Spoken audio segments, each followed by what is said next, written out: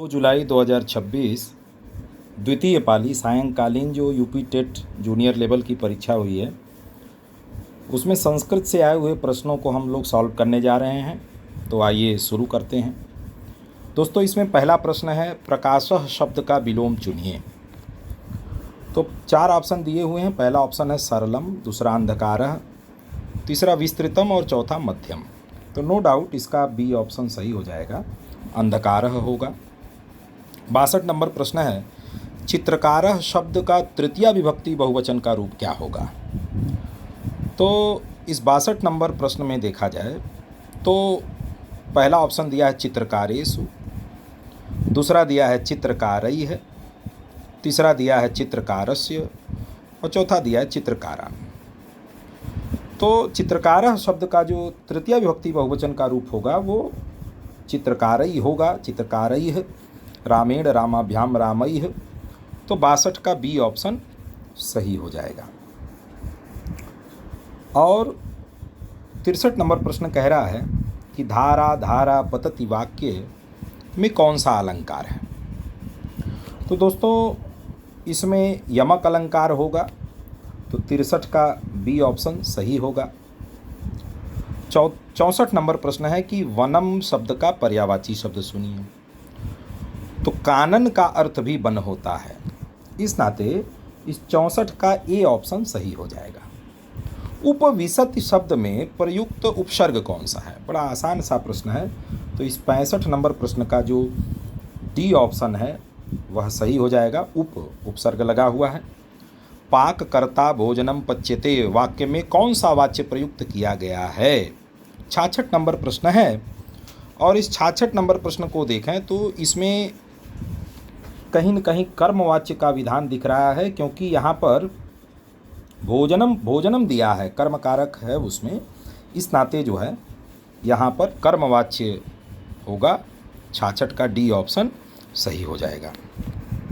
और 67 नंबर जो प्रश्न है, वनात् आगतः के लिए कौन सा समस्त पद उचित है। तो दोस्तों, ये पंचमी विभक्ति में तत्पुरुष समास का उदाहरण है। और पंचमी का लोप हो जाएगा, वनात् से वन हो जाएगा और आगतः जोड़ देंगे तो वनागतः बनेगा। तो 67 का जो बी ऑप्शन है, 67 का बी सही हो जाएगा। पाठिका सभागारे लिखति वाक्य में सभागारे किस कारक का उदाहरण है।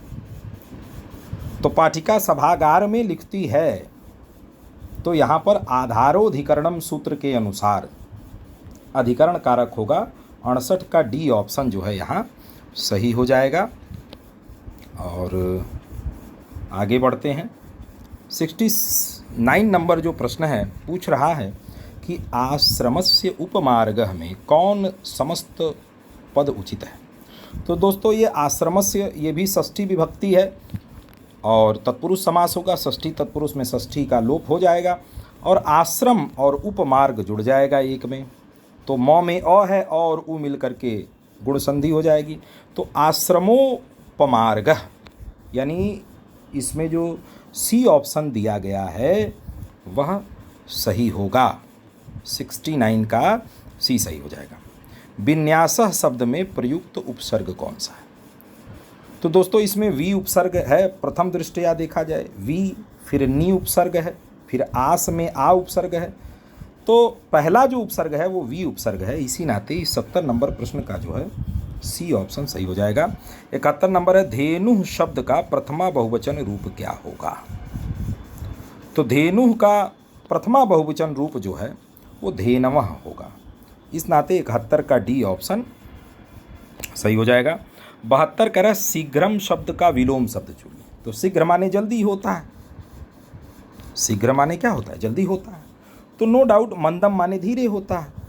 तो इस 72 नंबर प्रश्न का ए ऑप्शन जो है वह सही हो जाएगा। एक छोटा सा पैसेज दिया गया है और पैसेज से कुछ प्रश्न आए हुए हैं। कह रहा है, छात्राः कानि प्रदर्शयन्ति अस्म। छात्र जो है वो क्या प्रदर्शित करते हैं। तो पूछ रहा है, स्वनिर्मितानि उपकरणानि, स्वनिर्मित उपकरणों को। बी कह रहा है पुष्पाणि। और तीसरा कह रहा है कि वस्त्राणि, चौथा फलानि। तो पहली ही लाइन में लिखा है कि छात्रा स्वनिर्मितानि उपकरणानि प्रदर्शयन्ति। तो इतना आसान प्रश्न दिया हुआ था, सबका सही होगा। 73 का ये सही है। विद्यालय का आयोजिता अस्ति, विद्यालय में क्या आयोजित हुआ था, है ना। तो विज्ञान प्रदर्शनी आयोजिता अस्ति, तो विज्ञान प्रदर्शनी हो जाएगा। तो 74 का जो है वो डी सही हो जाएगा। अच्छा, इसी क्रम में हम लोग अगले प्रश्न की ओर बढ़ते हैं। अगला पूछ रहा है केचन छात्राः कस्य उपायान दर्शयन्ति अस्म। जो कुछ छात्र हैं वो क्या उपाय को दर्शित करते हैं। तो 75 नंबर प्रश्न का उत्तर जो हो जाएगा वो सी हो जाएगा, जल रक्षण यस्य।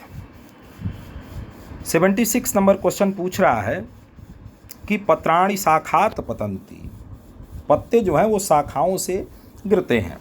तो शाखात में किस कारक का उदाहरण है। तो इसमें दोस्तों पंचमी विभक्ति होगी, अपादान कारक होगा। सी ऑप्शन सही है, ध्रुवम पाए अपादानम सूत्र यहाँ लगेगा। 77 नंबर प्रश्न कह रहा है कि क्रीडकई धावते वाक्य में कौन सा वाच्य प्रयुक्त है। क्रीडकई धाव्यते वाक्य में कौन सा वाच्य प्रयुक्त है। तो खिलाड़ियों के द्वारा दौड़ा जाता है, ऐसा इसका अर्थ होगा। कर्म का यहाँ लोप है, धावते, धाव जो है वो अकर्मक क्रिया है। तो इस नाते यहाँ निश्चित तौर पर यहाँ भाववाच्य का विधान होगा। इस नाते यहाँ 77 नंबर प्रश्न का बी ऑप्शन सही हो जाएगा। हस्तः शब्द का पर्यायवाची शब्द सुनिए। तो अग्नि, शिला, पर्णम और करह में नो डाउट आप सबने सही किया होगा, करह होगा। 78 का डी हो जाएगा। अत्र बालकः पुस्तकं पठति, इस वाक्य में अव्यय पद कौन सा है। तो बालक जो है वो तो कर्ता है, पुस्तक जो है वो कर्म है, पठति जो है क्रिया है। तो अत्र ही एक है जो आपको यहाँ दिखाई दे रहा होगा। अत्र यह यहाँ पर अव्यय है। तो 79 नंबर का सी हो जाएगा। 80 कह रहा है कि अस्पष्टम शब्द का विलोम शब्द चुनिए। तो मध्यमम, विस्तृतम, सरलम, अस्पष्टम। तो न अस्पष्टम, अस्पष्टम नए तत्पुरुष है। डी ऑप्शन सही हो जाएगा कि जो स्पष्ट नहीं है। 80 का डी होगा। मिल धातु में कत्वा प्रत्यय जोड़ेंगे तो क्या बनेगा। तो बड़ा आसान सा ऑप्शन दिया हुआ था, कुछ फंसाने वाला नहीं था इसमें। 81 का ए सही हो जाएगा, मिलित्वा। पश्यति रूप किस लकार से संबद्ध है। तो नो डाउट पश्यति जो है वो लट लकार से संबद्ध है। पश्य धातु है, लट लकार होगा। 82 का सी। और 83 नंबर जो प्रश्न है वो कह रहा है कूर्चिके शब्द किस वचन का रूप है। तो 83 नंबर जो प्रश्न है वो कह रहा है कि बहुवचन, अव्यय, वचन पूछ रहा है तो अव्यय तो हो ही नहीं सकता, द्विवचन या एक वचन। तो द्विवचन का रूप है कूर्चिके, द्विवचन सी सही होगा। और तत् धन जनः में व्यंजन संधि के अनुसार कौन सा रूप उचित है। तो ज के कारण जो है वो त भी ज में परिवर्तित हो जाएगा। जैसे उज्ज्वल बनता है, उज्ज्वला बनता है।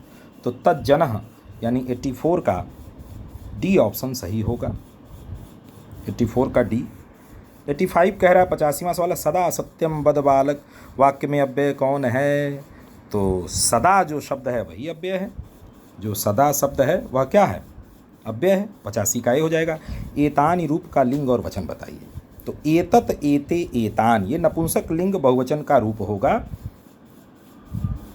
ठीक है। फलम, फले, फलानि नपुंसक लिंग बहुवचन। 86 का बी ऑप्शन हो जाएगा। और 87 नंबर कह रहा है कि स्वक्षम रसम पद में विशेषण कौन सा है। तो दोस्तों स्वक्षम रसम यानी स्वच्छ रस, तो आप सभी लोगों को स्पष्ट है कि जो स्वक्षम है वो विशेषण है। 87 का बी ऑप्शन सही हो जाएगा। और यक्षति रूप किस लकार से संबंध, यक्षत माने चाहता है, तो लट लकार होगा। 88 का सी ऑप्शन सही होगा। 89 नंबर प्रश्न कह रहा है कि राजमार्गः धन दीर्घः में विसर्ग संधि के अनुसार कौन सा रूप उचित होगा। ठीक है। तो यहाँ विसर्ग का लोप कर देंगे। क्या कर देंगे, विसर्ग का लोप कर देंगे और राजमार्ग दीर्घ शब्द बनेगा। ये ऑप्शन इसमें सही होगा। प्रधन विष धातु में ल्यप प्रत्यय जोड़ेंगे तो क्या होगा? ठीक है, तो प्रविश्य डी ऑप्शन 90 का जो डी है वो सही होगा। आप सभी लोगों को बहुत बहुत शुभकामनाएं। और आज रात तक मैं आज सुबह और शाम के जितने भी विषयों के प्रश्न हैं सबको मैं अपलोड कर दूंगा, तो आप लोग सभी लोग जो है मिला सकते हैं। थोड़ा समयाभाव है और आज रात तक मैं आज जो भी परीक्षाएं हुई हैं सभी प्रश्न पत्रों के सभी उत्तरों को मैं अपलोड कर दूंगा। धन्यवाद।